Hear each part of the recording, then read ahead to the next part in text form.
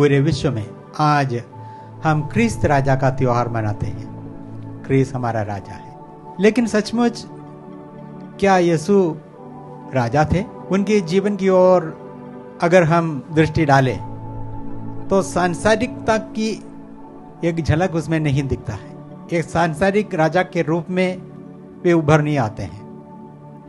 उनका जन्म एक मामूली गौशाला में हुआ और उन्होंने कोई सेना खड़ा नहीं किया, कोई युद्ध नहीं जीता और उनकी मृत्यु 2 डाकुओं के बीच क्रूस पर टंगा हुआ था और उन्हें एक उधार लिए हुए कब्र में दफनाया गया था। तो कैसे हैं वे राजा? यीशु से पिलातुस ने पूछा था कि आप राजा हैं? सबों के सामने उन्होंने स्वीकार किया, हाँ मैं राजा हूँ, लेकिन मेरा राज्य इस संसार का नहीं है। उनके पुनरुत्थान के बाद स्वर्गारोहण के पहले उन्होंने फिर स्वीकार किया था, स्वर्ग और पृथ्वी पर पूरा अधिकार मुझे प्राप्त है। जिनको पूरा अधिकार प्राप्त है वही राजा है। यीशु का राजत्व इस प्रकार है कि उन्होंने लोगों के दिलों को जीता। कैसे जीता? जो मानव जाति पाप की गुलामी में थे और ईश्वर के राज्य से निकल चुके थे, जो शैतान के लिए बिक गए थे, उनको उन्होंने गुलामी से निकालकर आजादी में लाया, अपने राज्य में लाया।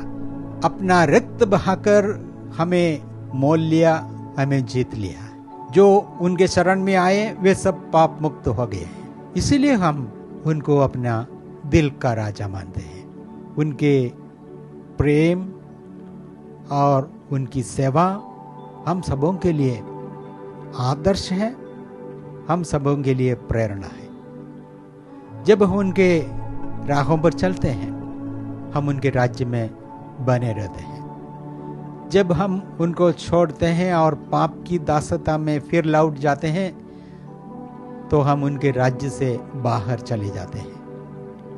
प्यारे भाइयों बहनों बच्चों, आज हमारे लिए चुनौती यही है कि हम उनके राज्य में रहें या हम उनके राज्य के बाहर रहें। विकल्प यही है हमारे सामने। क्रिस्त राजा का त्योहार की स्थापना 1925 में संत पिता पियूस 9वें ने की थी। और उस समय था जब संसारिक पूरे राज्य, सभी देश सांसारिकता में डूब रहा था और ईश्वर से दूर चले जा रहा था। उस समय लोगों का ध्यान आकर्षित करने के लिए संत पिता ने क्रिस्त राजा का त्योहार की स्थापना की है। क्रिस्त हम सबों का राजा, हमारा दिल का राजा जब हम मानते हैं, स्वीकार करते हैं, तो हम उनके राज्य में हैं। हमारी प्रार्थना, आपका राज्य आवे, वो सार्थक तभी होगा जब हम उनको स्वीकारें और पापों से छुटकारा पाए और ईश्वर के राज्य में बने रहे। आज हम उनका त्योहार मनाते हुए भाइयों बहनों बच्चों, हम उनको अपने दिल में जगह दें।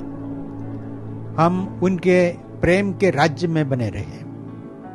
क्षमा के द्वारा, सहनशीलता के द्वारा, चाहे हमारे सामने कितने भी मुश्किलें आ जाएं, उन सबको प्रेम के साथ सामना करें।